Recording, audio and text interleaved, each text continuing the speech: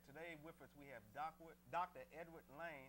And it's interesting, I don't know if I told you this, but I actually met him during, I guess you could say, meet and greet press release with Allison Hines, who is also from Barbados. And those of you who watched the show previously, you know, we mentioned about that, and we bought the autographed picture, and also there's an interview on the website.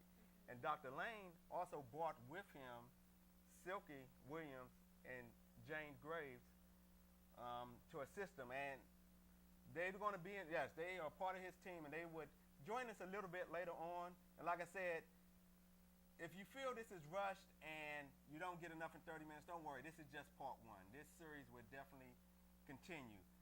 Now, going back to Dr. Lane, I mean, he has a very extensive resume. I could spend the whole show just going on his background. I'm not going to do that.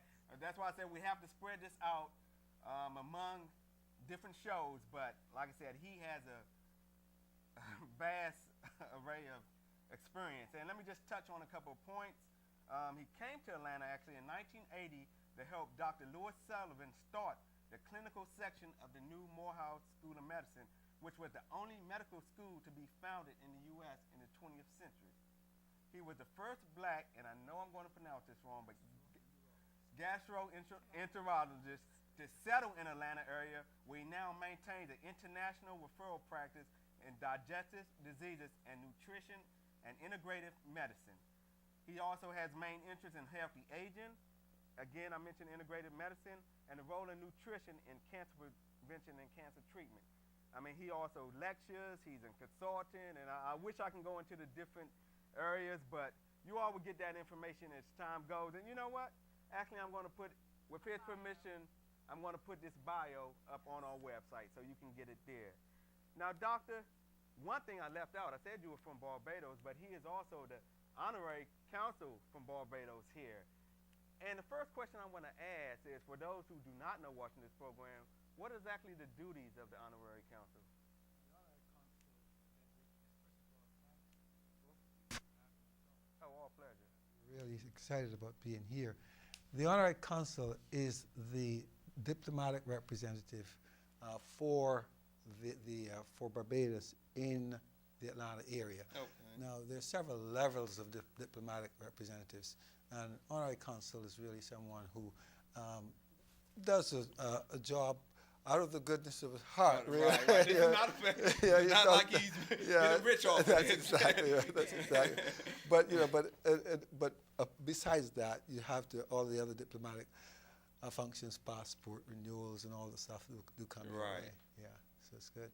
But I mean, thank you very much for remembering Barbados and for remembering the Barbados independence. That's very nice of you. That's right, and I have to also give thanks to our producer, Abdallah Galla, for also bringing that up. And I got to mention his island of Haiti. That is his island. Actually, I want to turn it over to Karen. Okay, what I would like to find out is what does a gastroenterologist do? Good question. Sorry. Good question. Oh no, that's that's perfect. you passed it on to me because I was practicing. fault. I was I know. practicing earlier. I'm sorry. We're having a lot Okay. of fun here, but gastro really means stomach, and Right. enterology just means looking inside. So it really is the study of digestive diseases involving the stomach and all the digestive system, which means the intestines, the colon, the liver, the pancreas, and all those things. And of course, nutrition. You know, this is the part of the body that is concerned with nutrition and the immune system, because most of your immune system resides in your gut, the system that prevents you from tipping over. So basically, your stomach, okay, and controls your immune system, basically. It controls a lot of things. The first thing, what happens to a baby the first time they get sick? Mommy, my tummy hurts. Remember? Right, but most of the immune system actually resides in the gut, and it's fascinating. The body is just a fascinating machine, and that's just one part of it. Yeah. Another question.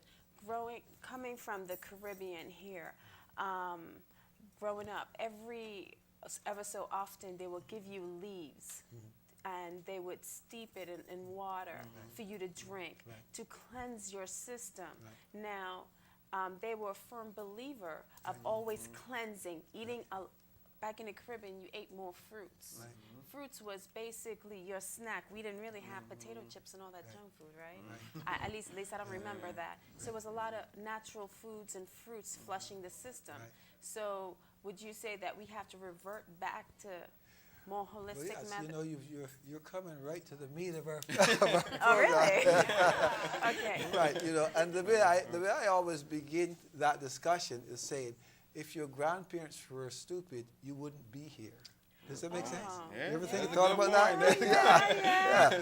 And what has happened is that, I mean, because they took from, whether they were from Europe or Asia or Africa, they understood how to live with nature and how to use the things of nature. And really, many of the modern medicines that we have today actually do derive from nature. We're beginning to go back to nature. Now, what has happened, I think, is that we became very scientific, and that was good, but the pendulum went a little too far in the other direction, so we discarded all of the experiential stuff that got us to this point. When really what we needed to do was to combine the best of science with the best of the traditional medicine. Does that make sense? Yes, it makes That's sense. really what we want to do. Right? No, go ahead. I was going to say, I don't want to cut Oh, jump in yes. front of you. Go ahead. Okay, for instance, I noticed that pharmaceutical companies, they mix the natural with the synthetics. And also for insurance companies, they don't recognize holistic measures of caring for oneself. So how do we become advocates from your experience so that we can make insurance companies recognize that the root of everything did start from nature, the Mother Earth, so that we can get reimbursements and compensated, because they don't do that? Right. That is a good question, Karen, and it is beginning to happen. There are really some of the insurance companies, like I'm told, I don't want to mention names on the show, but some of the insurance companies are beginning to do that. What we have in our system is a program called My Preventive Health. And in My Preventive Health, what we do is we take you in, we map your bodies, organ system by organ system, and then we develop a program for you that's a combination of the best of traditional medicine and the best of what we call modern scientific medicine. And the aim of that program is to keep you young, healthy, and sexy till you're 110. Right? Oh, I like that. I thought you would. Right. Okay. But the whole subject of healthy aging, it's really this is a very critical time for it, because when you think about it, Karen, you've got 50 million plus baby boomers all wanting to live to be 100, and all wanting to be young, healthy, and sexy. It's healthy and sexy, right? Correct. Right. And the truth is that modern medicine now has the ability to help them do that. And there's some things that in our later series we'll talk about, 10 steps and some simple things that they can do. One, of course, you have to cut the 4 whites out of your life. White rice, white flour, white sugar, and white potato flour. And really what we're talking about is refined foods. Now, you can eat carbohydrates, and we'll teach you how you can eat carbohydrates. But that's number one.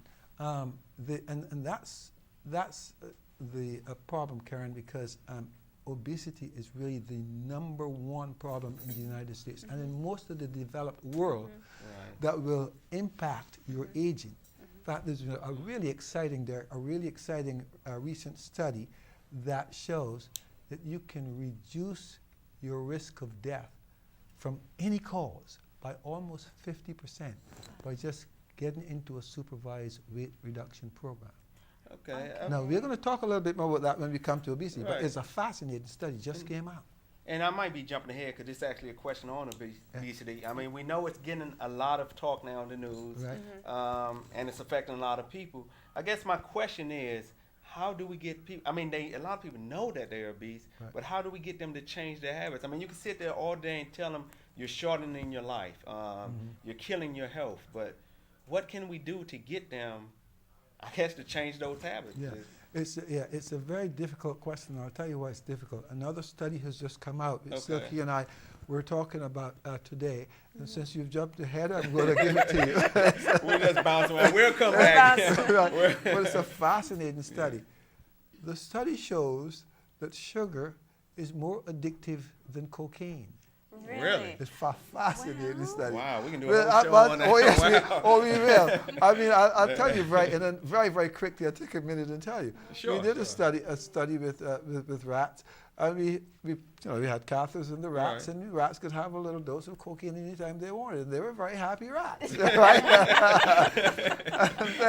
and then so they could push a button. And they'd get a shot of cocaine. Okay. And they learned how to push that button to get their shot of cocaine. Then we took the rats and we introduced them so they could have a sip of sugar water, right?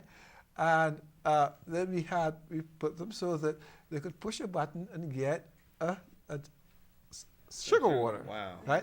And Within 2 weeks, every rat was addicted to the sugar water. And we can now, of course, we can look at the brain and see the center for addiction in the brain. We can now do that. It's Wow, fascinating. I'm glad sugar is legal. I'm sorry. Okay. Another thing, you said eliminate all whites. I didn't Okay. say that. You're making a racist out of me. And that's another show in itself. The four white groups, the four whites. Okay, because someone very close to me, my mother, Yes. told me that. Right. And it's so hard Right. to give it up. Right. Because there's certain things in the Caribbean dishes, like roti. Right. I don't like whole wheat roti skins. Right. Okay, there's certain things that you're not accustomed in texture. I tried using the whole wheat spaghetti. Ooh, it's a different texture altogether. It's something that you have to get used to if you're not used to it. Right. But one thing I noticed is she lost a lot of weight Right. from getting rid of all whites. Right. Brown sugar, she used brown sugar, the pure cane sugar from back from the Right, Caribbean, right, not the other Right. brown sugar Yeah, that yeah, looks, I I don't know the name of it, but the pure cane sugar. Yeah, and in fairness to the food industry, we're not saying eliminate them. What we're saying is that what you do is you switch to whole foods rather than to refined foods, so that you can have whole grain rice or brown rice, unpolished rice that has not been polished. Instead of the white rice, you can have whole wheat bread and so on, and you can have similarly brown sugar, as you said, and you can have a whole potato rather than a potato chip. You know what? Okay. I was going to say, not to cut this, but we're down to the last 10 minutes already. And I know you wanted to get Jane and Silky on. And if we're getting to another question, we may be down to the last 1 minute. So without further ado, I'm going to let you introduce their segment. Right. And one of this, it's exciting that we had to have Jane and Silky here, because what we wanted to say was that we had a new approach to obesity management, which was a team approach, because we understand that there are a whole bunch of things that impact with that. Stress, Okay. right? Which is, this is a huge factor Oh, yeah. in obesity. The patient is stressed out, the adrenal gland that sits on top of the kidney pours out stress hormones, steroids. And I was going to steroids say, it seems make you even fat. with that, when people are stressed, a lot of times they bulge, they eat. That's right. Right. So, And Silky is an expert in handling that area. She's been there herself. She's dropped weight and looks fine, as you can see, right? And so she understands that. On the other hand, you know that you have to have some physical activity, but you don't want to tell someone who's 60 years old to go pump iron. Right. So Jane is an expert in that area. She's trained with Dr. Andrew Wild. She's an athlete herself, and she helps us understand how to do an age-appropriate exercise program. So our approach to the management of obesity is a team approach, right? So what I'll do is start with Silky and let her talk a little bit about the overall approach in a minute flat, and then we'll give Jane a minute. yeah, the time is short. Okay. Okay, one thing I want to stress is that a lot of people ask us what's the difference between our program and other programs in the area. Okay. One thing I like to stress is that our program deals with not only weight management but nutrition as well. We teach patients how to eat proper so they can teach their children. Because anytime you see an overweight parent, you're going to see an overweight child. Exactly. And so what is happening is that our nutrition program, we teach you to keep it off. We teach you how to develop a lifestyle change. Because as Karen was mentioned, there's a lot of food out there that's healthy for you, but it just don't taste good. Right. And so we have nutrition classes where we can teach you how to make good tasting, delicious meals to go along with your program. Another thing we stress on is letting teenagers realize that like in 1978, it was like 7% of teenagers was drinking 7 ounces of sodas. Now that has increased to 20 ounces. Wow.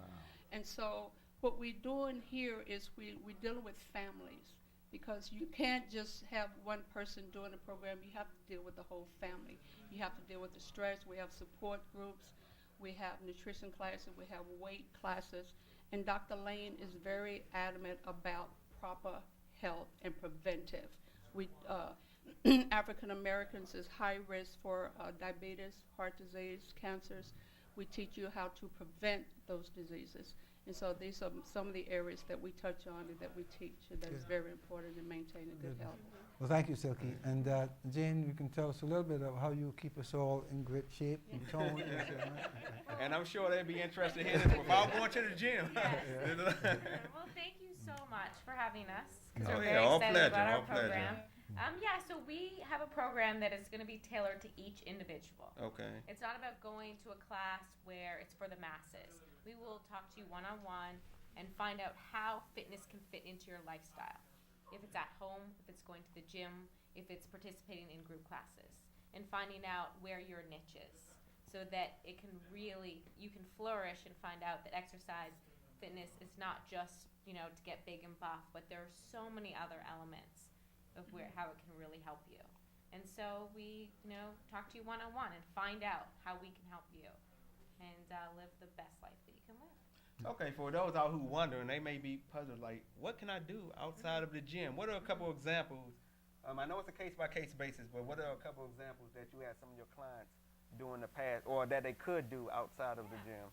One of the first things is just incorporating fitness in your everyday life. Okay. So parking further away from the grocery store, and or taking the stairs.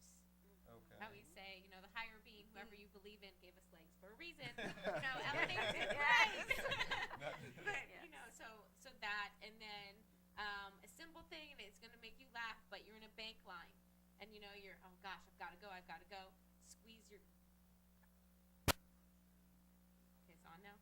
Yeah, sorry. Somehow the Okay, mic went sorry off. It about was that. on, and actually, well, you all heard me. I was going to say, let me repeat my question. Actually, if you can just briefly repeat that answer and briefly repeat the intro that you gave. Okay. What our exercise program is about is an individualized program. So we want to find out how we can get fitness into your life without, stopping, your everyday activities and making it, boring for you. And so we basically talk to you one-on-one and how it's going to fit into your lifestyle, whether it be in a gym, whether it be in your home, outside, with a group, with friends. Okay.